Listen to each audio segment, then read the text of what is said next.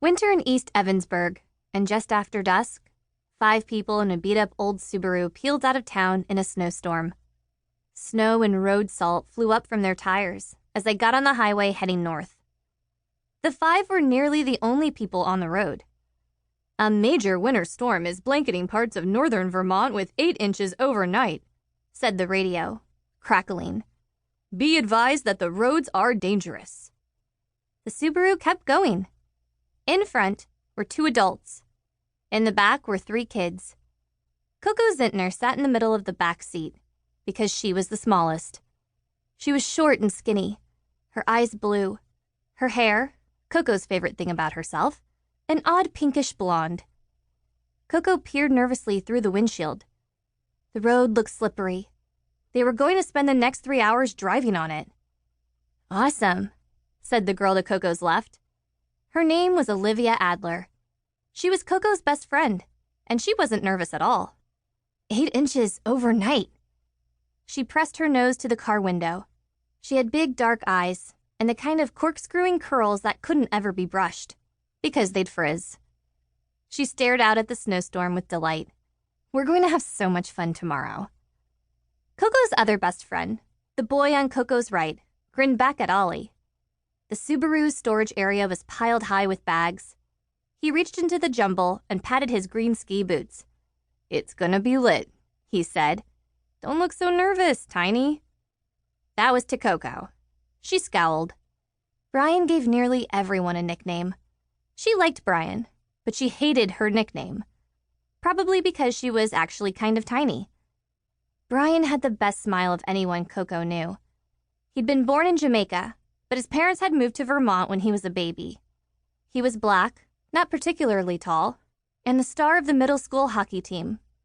He loved books as much as he loved scoring goals, and even though he could sometimes act like a dumb hockey player, Brian was good at noticing what went on around him.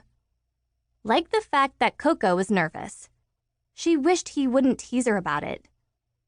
It was the first day of winter break, and the 5 of them were going skiing. Ollie and Brian and Coco, plus Ollie's dad, who was driving, and Coco's mom, who was riding shotgun. Neither adult could really afford a week of skiing. Coco's mother was a journalist, and Ollie's father sold solar panels.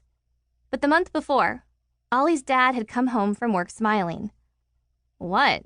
Ollie had asked.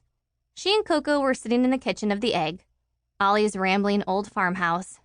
They'd gotten themselves mugs of hot chocolate and were seeing who could build the biggest marshmallow pyramid on top. Mr. Adler just grinned. Want to go skiing over the winter holiday? Huh? Said both girls in chorus. Turned out, Ollie's dad had won a prize for selling a lot of solar panels. A week for him and 4 others at Mount Hemlock. Mount Hemlock? Ollie had asked, stunned. But it's not even open yet. Mount Hemlock was Vermont's newest ski mountain. It had never been open to the public before. Some school had owned it, but now it had new owners who were turning the mountain into a winter getaway.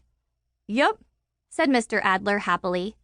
They're hosting a few people over the holiday before the official opening. Wanna go? Coco, do you and your mom want to go? Coco had only learned to ski that winter and still thought that sliding fast down a mountain was cold and scary. She wasn't sure if she wanted to go. But Ollie was already doing a happy dance around the house, and Coco didn't want to disappoint her. Sure, she said in a small voice.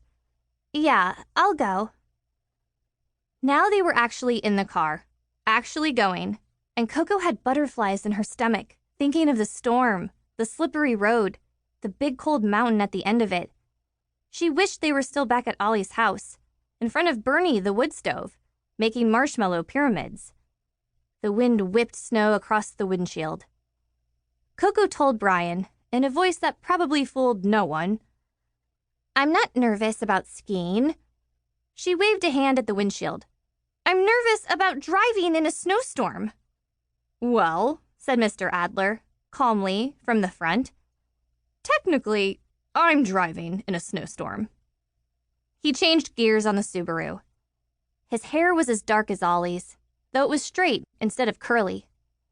For the winter, He'd grown out a giant reddish beard. "Keeps me warm," he would say. "You're doing amazing, Dad," Ollie said. "You and Susie." Susie was the Subaru. "Dad's driven through a lot of snowstorms," she said to Coco reassuringly. "All fine."